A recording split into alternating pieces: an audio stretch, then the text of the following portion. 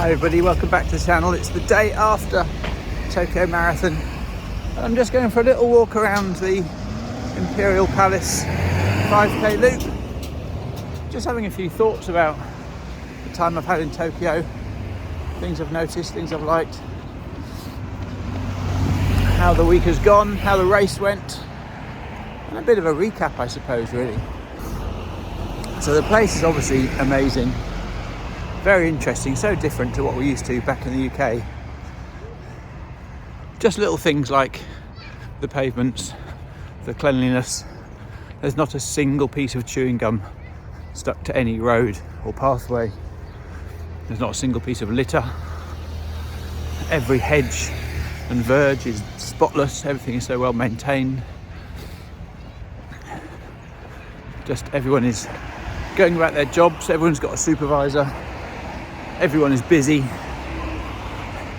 Everyone is so respectful and kind and courteous and helpful. It's just the completely different way of life to what we're used to. No one can do enough to help you. No one will step in front of you to get through a doorway, or everyone will help you out of a car and apologise if they stand in their way. It's just the mindset of the Japanese people is incredible. Like the volunteers at the race yesterday, they were amazing. They were so attentive and so helpful and just couldn't do enough to help you and celebrated every way. When you've gone through the finishing chute and you're collecting all of your goodies, bath salts and shampoos and conditioners and all this random stuff. Not a goodie bag like you get at home. There's no energy bars or chocolate bars or crisps or drinks or snacks. There's nothing like that at all. It was all get yourself cleaned up and get yourself tidy and ready to get on with the day. But everyone who's handing those out was just so kind and welcoming and encouraging. It was just amazing to see. Everyone helping on the course with anything from directions to keeping the toilets stocked with loo rolls, and everything was unbelievable. It went so far as, after about the first 5k of the run, I had a gel. I wanted to throw the wrapper away, as you do in the UK. You get used to just chucking gel wrappers in a race, obviously, not when you're just in a training run. I wanted to chuck the gel wrapper, but nobody else was. No one was throwing gel wrappers. So you just stuff it in your pocket and carry on that way, which is so nice. And then also the roads, there was not a single pothole in 26.2 miles of, 26.7 miles of Tokyo's finest tarmac. Not one pothole, not one section of unsmooth road. Look at the roads here. It's immaculate. It's just not, it's so different to what we're used to. It's amazing.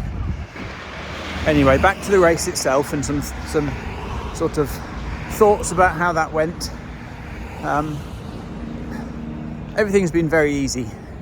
Getting about Tokyo, finding places very easy. Taxi drivers are amazingly helpful. As long as you've got a screenshot of where you want to go or an address, then it's not a problem at all, and it's all very straightforward. Getting to the expo, we turned up on Friday lunchtime to pick up our race bibs and to get the merchandise, and we were a day and a half too late for merchandise. Every single piece of it had gone. They had buffs left and some key rings and a water bottle. And other than that, they had about 10 3XL jackets left. No t-shirts whatsoever, because apparently there was a problem with the English translation on the t-shirts and on the official A6 t-shirts, and they spelt finish for the finish line as funnish. So withdrew every single t-shirt. That's what I'm led to believe anyway. So I would have quite liked a t-shirt with funnish written on it for the finish line. But anyway, they withdrew the whole lot. There was none available whatsoever. We did see one or two out on course. Obviously, a few got bought before people realised it had been spelt wrong. So yeah, pretty disappointing with the merchandise. I've been trying to collect a World Marathon Major jacket for everyone that I've done. Certainly Boston and New York. I went well over the top and bought loads of merchandise because it's a big deal, right? Running a World Marathon Major. It's I know lots of people do lots of them all the time, but for people like me, I don't get to do a lot all the time, so I like to pick up a bit of merch as memories, and it's so disappointing that everything had gone, every piece had gone, and there's no way of getting any after the event, because apparently they only make enough so that there is no waste whatsoever. I mean, they could have sold the expo's open for 3 days and they ran out by 10:30 on the first day by all accounts. So yeah, that was pretty disappointing. But other than that, we move on. It's all about the race and the memories and the medal and everything else, isn't it? So it's not a big deal. It's really not a big deal. Disappointed at the time, but we carry on. Anyway, we got down to race day. We got down to the start. Our actual start time was 9:10, which is quite leisurely. And we actually got down there at about 8:30. So compared to things like New York and Boston, it was a very leisurely start to the race. Very easy to get dropped off 100 yards from the first signs telling you where to go, and then probably a 10-minute walk to get to the starting pen. Loos, there were hundreds of urinals, hundreds of regular loos, no problems at all, no more than a 2-minute queue, if that, to go to the loo. So it was a very short queue. In and out there, into the starting pen very easily. And then after that, didn't really hear a massive official start go off. Quite strict on what you can take into the starting pen. Quite strict in terms of how much drink you can take. There's no problem with taking extra clothing. Oh, my legs are a bit sore. No problem taking extra clothing in, and it was just discarded like normal events. I think in a pre-race brief it said discard your clothing only in the clothing bins, but everyone was just chucking it. It was being picked up by these amazing marshals anyway, so there's no problem there. Started off, I think it was about 1 or 2 degrees at the start, but sunny. It didn't feel that cold. Didn't feel that cold at all, and it probably warmed up to apparently about 10 or 11 degrees, I think, through the day. Again, very sunny, cool in the shade of the buildings under the bridges, so it felt amazing. It never got stupidly hot, and there's aid stations all the way around, really helpful.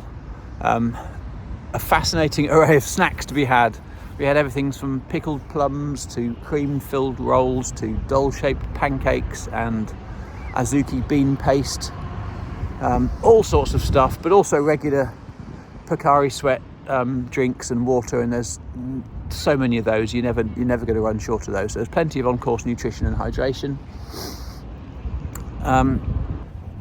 When we were being driven from one place to another, we asked the driver about crime out here, and he said basically there is none. He says everyone is so respectful, nothing gets stolen. If it's not yours, you don't touch it. While he was with us, he left his car running outside a shop as we all went in to get something. He said no one's going to touch it. I left my bag inside there unlocked, no one was going to touch it. So it's quite impressive that people just don't break the rules. Yeah, there's a little wanted poster here. So I say no one breaks the rules, but obviously people do, because here's a little wanted poster going on. Anyway, back to the race. As we got going, as we crossed the start line and started to get moving, the first mile was very congested. Had to take little tiny short steps. Wasn't much space much sort of ground to get your feet on, because there were so many people. It was such a tight start area that we just took it very steady for the first mile. Our aim was 8:25 miling. So when we did Dubai half in January, about 6 weeks ago, so we ran Greg ran a hard half marathon in Dubai. He did 8:04 miling for a 1:46, I think. And we calculated off that using my VO2, my VDOT tables from that an 8:04 miling half marathon should hopefully equate to an 8:24 miling full marathon, given obviously a good training block, given putting in the right training, enough training, building sensibly, that if you do an 8:04 1:46 half marathon, then a sub 3:45 marathon at about 8:25 miling should be doable. So yeah, our target was 8:25 miling. The first mile came through at about 8:53, I think. Greg was a little bit stressed, but I said, don't worry, we'll make it up. You better just keep your heart rate low, prevent heart rate spikes if you can, keep your heart rate nice and sensible. Don't get too excited or worried by losing 25 seconds at the start. It'll soon be made up. And as we got through the first mile and out into the remainder of the miles, the course opened out and we were able to get down to our pace. And that's what we did by mile 2. We were into our 8:25, 8:27 miling sort of splits, and we just held that pretty much, give or take 2 or 3 seconds, all the way through. We went from sort of 8:25, 8:17, 8:30, all the way through. I think our 5k splits were 26 to 27 minutes right the way through, maybe even a possible slight negative split. I've not worked it out, but we just held that mileage pace all the way through. We soon established that grabbing drinks from the aid stations was, if we both ran into the aid stations, we'd be trying to grab the same drink and get in each other's way and all this. So it worked out better that Greg kept the pace going at 8:25, 8:26-ish, and I ran in, grabbed 2 drinks, cardboard cups, obviously pinched the tops closed so that they don't get spilt, and then went back out, joined him, and then gave him a drink, and we had a drink.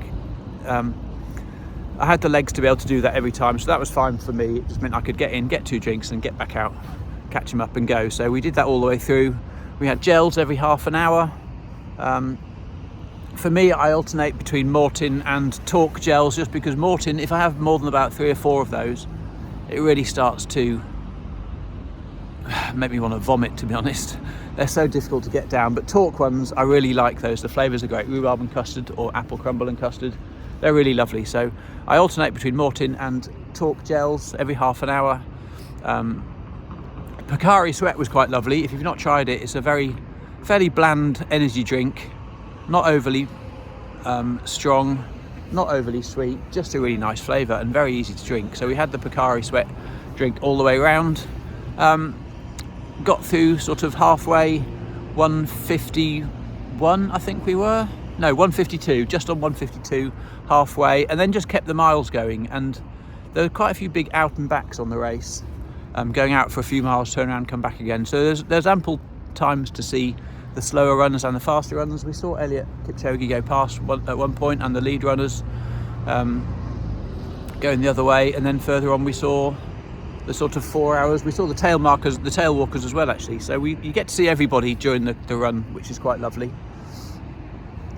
And we just kept ticking the miles off, 16, 18, 20, 21, 22 miles. When you get back to 20, 21 miles, it's then a big sort of 6-mile dog leg to go out and back again. You know you're near the finish line, but you have to loop all the way out and go back again. But again, it's not a problem. The crowds are amazing. The course is so nicely organised, and it's just a fabulous event. And I think at about 23, 24 miles, I started just to get a little bit tired, and suddenly the 8:30 became an 8:37, and there wasn't a lot I could do about it. But you just keep pushing, and yeah, we rounded the final corner, 200 metres to go, and had a bit of a push and overtook a few people there. So I think all the way through, if you look at our splits, it was a very well paced run. Really pleased with it. I think probably a slight negative split by about 30 seconds or so. Felt pretty comfortable. And then you cross the finish line, get your medal, get your toweling hoodie thing, which is quite lovely. Another bottle of Pocari Sweat, which went down very easily. And then, as I say, all these sort of bath salts and shampoos and washing sachets and all this sort of stuff. And then made our way off to the hotel, which was only about 400 metres away, which was amazingly well planned, to be honest. But what a fantastic event, amazing event. I really enjoyed it, and highly recommend it, and also highly recommend Japan because it's just such a beautiful place. Today's plan, my wife's out for her run now, and I think we're going to head off and go and buy some snacks because we're going out for a bit of a day trip tomorrow to go and see Mount Fuji, go on a bullet train, go and see a ninja village, I think, and a few other bits and pieces. So we've got a day trip tomorrow, so it's time to buy some snacks and get prepared for that. Just carrying on my walk around the Imperial Palace. There's lots of these lovely big old gateways. I think some of them are 400 years old or so. It's a very impressive place. The other thing I've noticed that no one eats or drinks in public, and we're actually told it was kind of frowned upon that, if you go to, there are Starbucks around, but you have your drink inside and then you dispose of your waste inside, and then you come out. You don't wander around holding a coffee like you do everywhere else. There's vending machines everywhere. Even all of the 7-Elevens and things have hot and cold areas for drinks, so you can buy a bottle of hot coffee or a bottle of hot tea in a vending machine or in a 7-Eleven. But the idea is there that you drink it by the vending machine. They only cost about 50p or something, so you drink as much as you want by the vending machine. You throw away the rest and throw away the bottle, and you carry on. You don't see people wandering around having a drink on the go, or there's no bins to put litter in. You're not expected to drop litter, make litter. It's just incredibly clean and very organised, and everybody follows the rules. You know, if there's a road crossing with no cars for a mile in either direction, but the little man's on red, people don't cross the roads. They just wait until the green man's flashing. They just said that crime and breaking the rules is just alien to their culture, to the culture here and to their upbringing. There are rules there for a reason, and you just follow them. So in many ways it's a fabulous, fabulous place, and I've really enjoyed the week here. A hotel room, I should have shown you a hotel room. It is tiny. It is the tiniest room you've ever seen, just because space is so limited here. The hotel's great, you know, there's free coffee and free Danish pastries in the lobby, which you're expected to pick up and then take back to your room. There's pyjamas provided in your room for you, and quite often you're in a queue of people first thing in the morning in their pyjamas waiting to collect their free coffee and pastry, which they then take back to their room and have there. And there's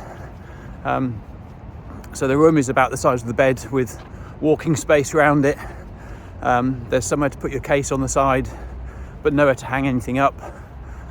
It's just different to what we're used to, but it works, and that's how it is. It's functional, it's practical, and it works in many ways. It is incredible. But as I said, we've got a restful day today, a day out tomorrow,